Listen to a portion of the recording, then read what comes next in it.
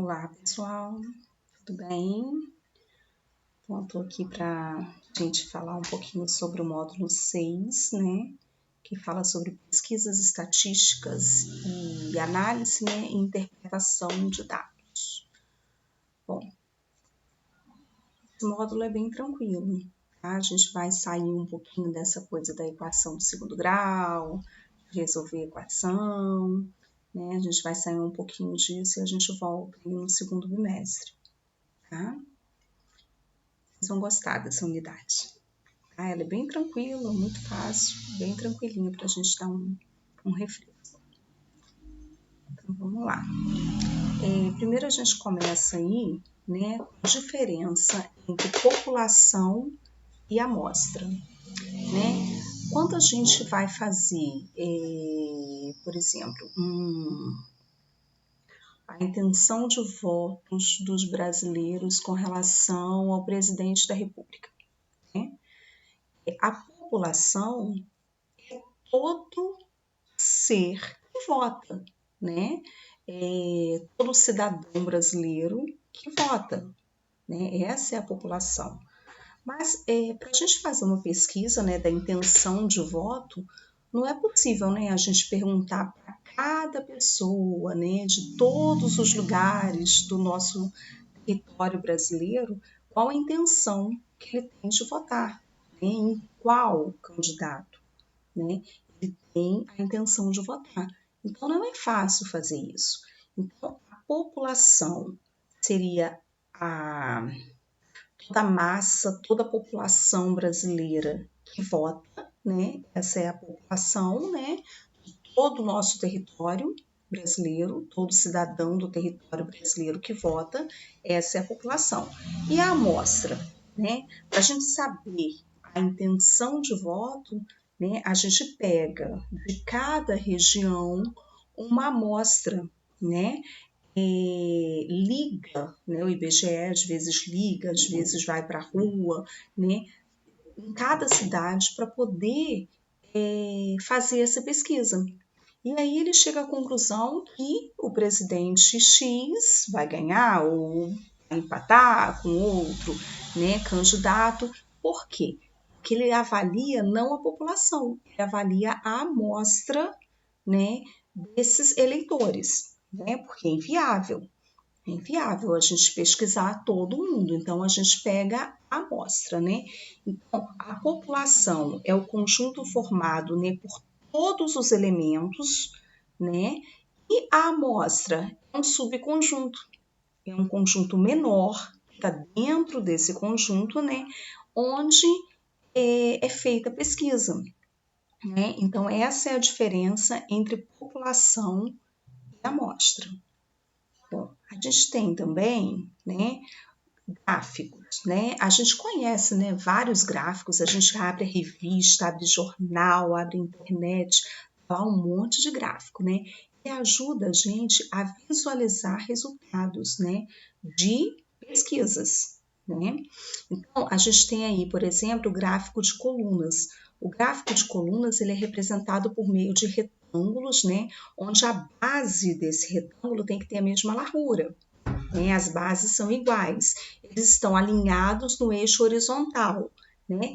E o tamanho desse retângulo, ele vai variar de acordo, né, com a altura, né, que está sendo essa pesquisa. Por exemplo, idade, se for uma pesquisa com relação à idade desses eleitores, né? Então, lá, 8.000 cidadãos têm 40 anos, então a gente vai ter aí, né, esses retângulos, a altura deles de acordo com essa variável, né? Que é, por exemplo, idade, que é, por exemplo, altura, enfim, né? Cada um tem, né, a sua variável. A gente tem aí um exemplo para vocês entenderem melhor. O gráfico de colunas que mostra o desempenho de um aluno em matemática em cada um dos 4 bimestres da escola em que estuda. Note que ele obteve a menor média no segundo bimestre e a maior média no quarto bimestre. Então, a gente tem aí no eixo horizontal a gente tem a quantidade de bimestres, certo? No eixo vertical, a gente tem as médias. E aí, pelo tamanho da coluna, eu observo que foi lá no quarto bimestre, né, que ele conseguiu a maior média e a menor média lá no segundo bimestre. Deixa eu botar aqui. Gráfico de barras. O gráfico de barras, ele está no eixo contrário. Tá? As barras, elas são paralelas a esse eixo da horizontal. Tá? O gráfico de barra ele é representado por meio de retângulos de larguras iguais também, alinhados com o eixo vertical, comprimento proporcionais aos valores que as barras representam. Né? A gente tem um exemplo aí. Veja os mesmos dados de desempenho dos alunos em matemática, do aluno em matemática, do gráfico anterior, agora representado por um gráfico de barras. Ok. Vamos lá, agora a gente vai ter aí o gráfico de setores, né? Que é um pouquinho só mais complicado para a gente fazer. Por quê? Porque a quantidade, né, a informação, né, quanto maior for a informação, maior a fatia da pizza, né? E a gente tem que fazer isso de maneira proporcional. Então, a gente acaba tendo que recorrer lá à regra de 3, né? Porque a gente sabe que um setor todo tem 360 graus, não é isso? Olha, todinho ele tem 360 graus. E aí, o todo também, né, ele está representando 100%. Então, eu posso dizer que 360 graus representando 100%, e, por exemplo, 6% representa quantos graus? Daí, então, a gente fazer um gráfico coerente com a resposta. Né? A gente não pode fazer os gráficos de qualquer maneira, né? Tem que ficar direitinho. Então, ó, o exemplo. Observe o gráfico de setores abaixo. O resultado de uma pesquisa a respeito do gênero de filmes preferidos pelos frequentadores de um clube. Note que a maior das partes da população investigada, quase metade, prefere filmes de ficção científica. Então, olha, esse aqui, ó, que é o azul, a ficção científica, ele tá quase metade, né? Então, quase 50% das pessoas, né, preferem ficção científica, certo? E para saber esse grau aí, a gente vai ter que fazer a famosa, a delicinha, regrinha de 3, né? Que é a proporção direta, né? Então, vamos lá. Bom, gráfico de linhas. O gráfico de linhas ele é representado por uma linha sobre o sistema de coordenadas cartesianas. Esse tipo de gráfico é muito utilizado para mostrar a alteração de determinada característica ao longo do tempo. A gente está vendo muito ultimamente, né, esse gráfico de linhas assim, né, pelo desenvolvimento, né, da curva lá da contaminação do coronavírus, né? Todo dia eu tô vendo isso no jornal. Aguento mais. Doida para isso passar. Mas vai passar. Então, essas linhas, né, elas deixam, ó, bem claro pra gente que, na verdade, aqui, ó, é a taxa de analfabetismo de pessoas com 15 anos de idade ou mais no Brasil. Então, lá em 1940, olha quantos analfabetos tinham, né? Lá em 1940, faz um pouquinho de tempo, né? Aí, graças a Deus, essa taxa está só diminuindo, diminuindo, diminuindo. Hoje ainda existem pessoas analfabetas? Sim, ainda existem, né? Mas está bem menor do que lá em 1940, né? E aí, o que que acontece? A gente percebe pelo gráfico de linhas, olha, essas linhas, né? A gente percebe que desde 1940 até o ano de 2010 foi só diminuindo. Né? Não houve aumento em momento algum. Foi só diminuição dessa taxa. Vamos lá, vamos continuar. Variáveis estatísticas. Bom, a gente tem as variáveis estatísticas, né? O que é isso? as variáveis que são qualitativas e quantitativas. O que são variáveis qualitativas? Qualitativas, né? Elas estão representadas aí por sexo, cor da pele, cor dos olhos, estado civil, cor do cabelo, nível de escolaridade. É tudo aí que não dá, a gente vê com número, né? E aí, a gente tem a variável também, que é a variável quantitativa. Ali, né, na qualitativa ainda, né, a gente tem, ainda falando da qualitativa, tá? Elas são divididas em variáveis ordinais, aquelas que têm uma ordem. Por exemplo, classe social, ela ou é alta, ou é média, ou é baixa, certo? Nível de escolaridade, ou é fundamental, médio ou superior. Isso quer dizer o quê? Que tem uma ordem. Ninguém foi lá para o nível superior sem ter passado pelo fundamental e pelo médio. Não é assim? Então, isso aí são variáveis que elas são qualitativas ordinais, certo? E elas também, elas podem ser qualitativas nominais. Como assim qualitativas nominais? Quando os resultados da pesquisa não são ordenados, então eles não obedecem nenhuma ordem. Por exemplo, estado civil. O estado civil, a pessoa pode ser casada, a pessoa pode ser solteira, viúva, né? Não existe uma ordem. Ela pode nunca ter se casado, ficar solteira. Ela pode ser divorciada sem ser viúva, né? Então, essa ordem aí pouco importa. Por exemplo, a naturalidade. Ou a pessoa pode ser do Rio, de São Paulo, de Fortaleza. Né? Não existe uma ordem, né, para as pessoas morarem, né? Qual estado que a pessoa mora. Não tem uma ordem. Ah, primeiro eu vou morar no Rio, depois eu vou morar em Fortaleza, tem que ser assim. Não, não é. Então, isso aí são variáveis qualitativas, só que elas são nominais. Elas não exigem uma ordem diferente lá do nível de escolaridade.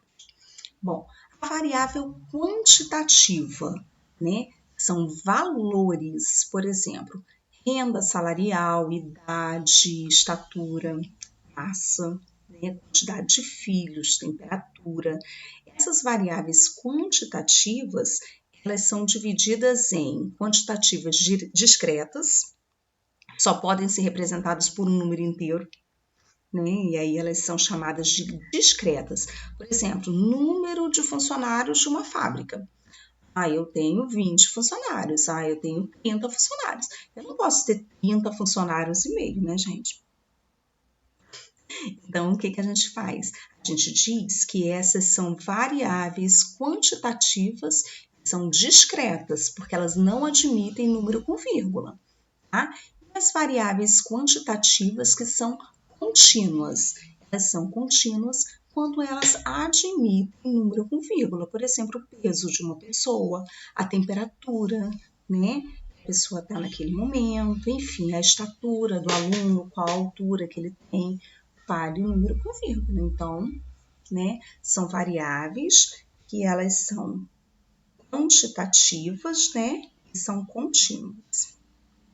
Deixa eu continuar aqui. Vamos lá.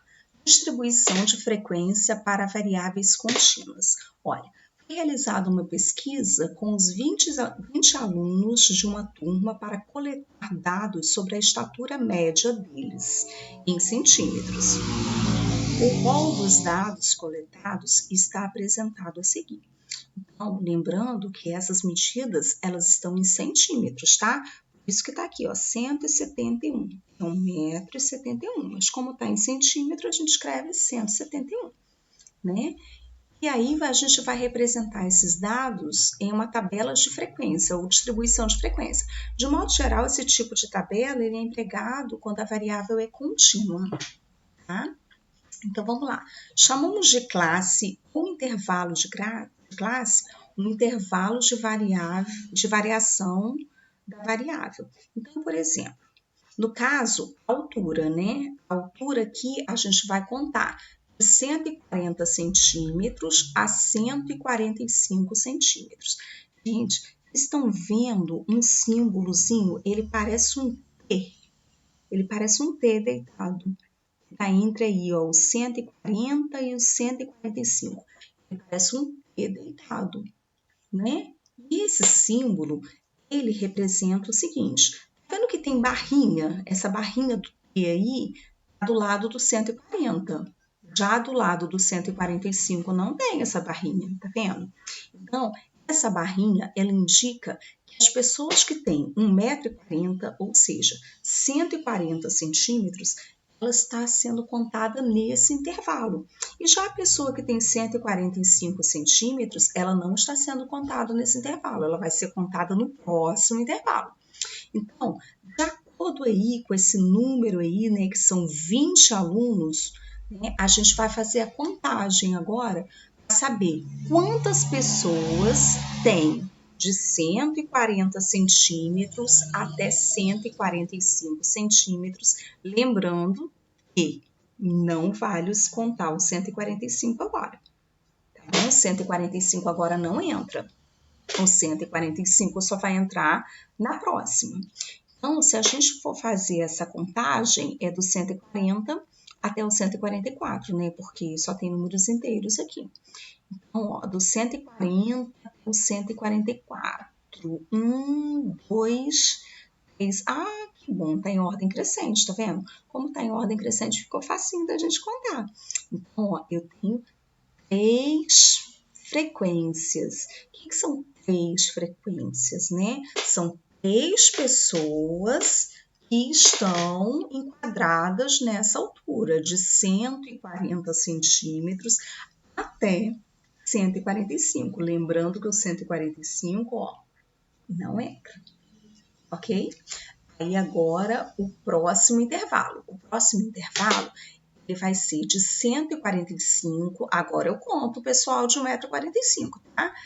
Até 150 centímetros. Lembrando que o 150 não entra, né? E aí a gente faz a contagem, a gente tem 2 pessoas de 145, uma de 147, uma de 148, uma de 149. Então, são 5 pessoas, lembrando que de 150 centímetros eu não conto agora, tá?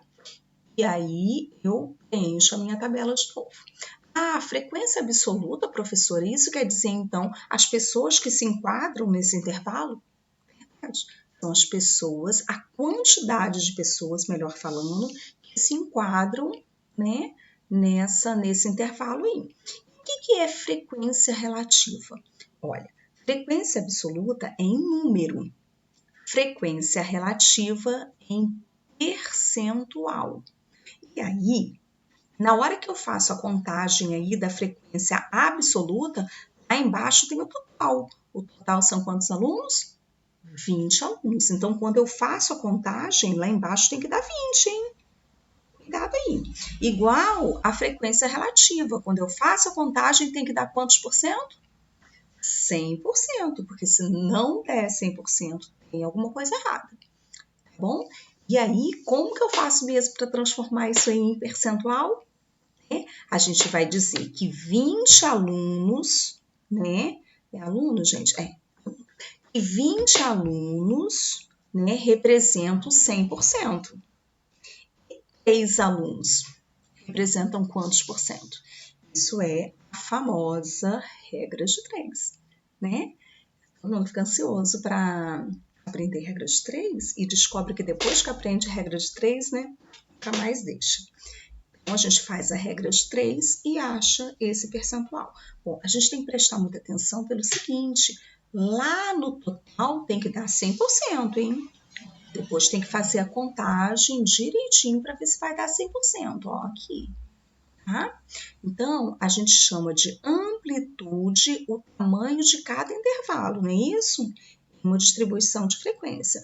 Frequência absoluta é a quantidade de pessoas, né, nesse caso, que se enquadram nesse intervalo, e frequência absoluta é a frequência, frequência relativa é a frequência absoluta, só que na forma percentual, tá bom?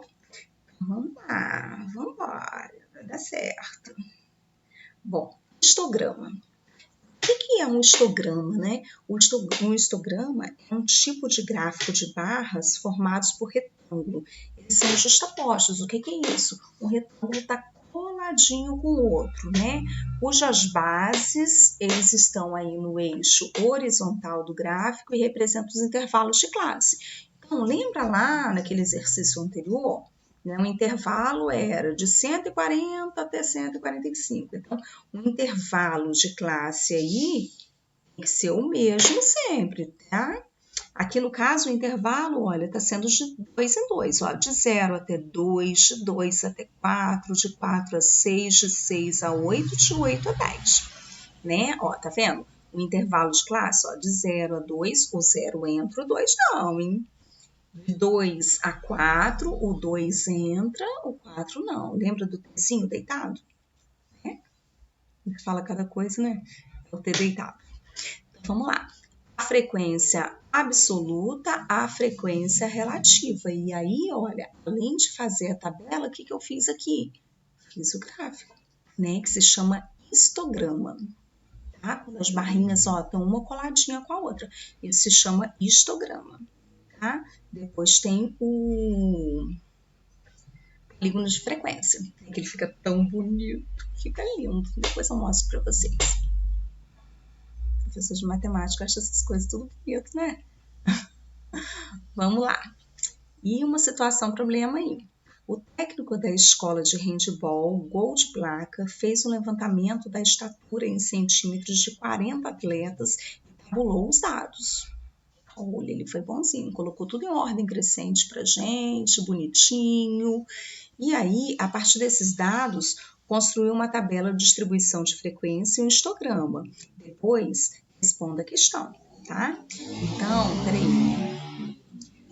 Frequência, distribuição de frequência e o histograma, isso mesmo. Depois, responda as questões. Em que faixa de altura encontra-se a maior parte desses atletas? Então, vamos lá. A altura, ó, tá indo de 150 até 154 centímetros, né? Então, a gente observa aí que a amplitude está indo de 4 em 4. Deixa eu só achar aqui na apostila, que a imagem não está muito boa, não estou conseguindo ver direito. Só um pouquinho. Tá? Isso mesmo, ó. A amplitude está sendo de 4, né? O 150 até o 154, né? E aí a frequência, quantas pessoas aparecem lá de 1,50 m a 1,54 m? Lembrando que 154 não entra, hein? Então, são 4 pessoas e 4 pessoas de 40 pessoas, que é o total, representa quantos por cento? Precisa nem fazer regra de 3, né, minha gente? 3%. E aí a gente faz a tabelinha, tá bom?